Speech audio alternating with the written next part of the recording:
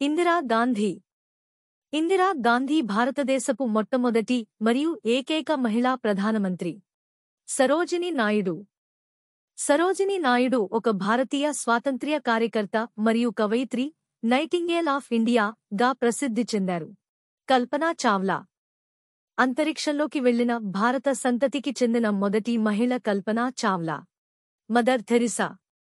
ఆమె భారతదేశంలోని పేదలు మరియు రోగులకు సేవ చేయడానికి తన జీవితాన్ని అంకితం చేసింది.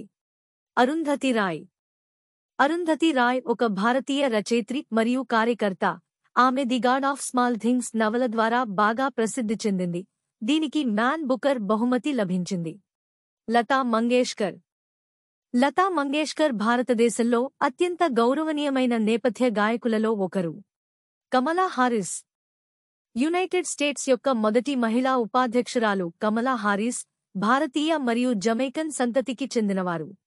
కిరణ్ బేడి. కిరణ్ బేడి భారతదేశపు మొదటి మహిళా పోలీసు అధికారి.